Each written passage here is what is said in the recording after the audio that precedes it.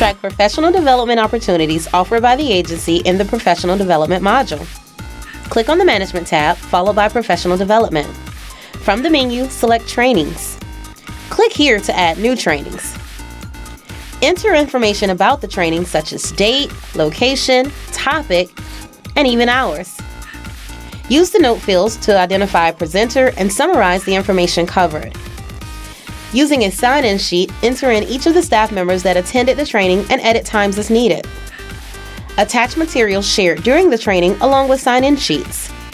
Use Report 1310, Individual Training, to monitor both trainings and trainees. Be on the lookout for the next #CPSmart video.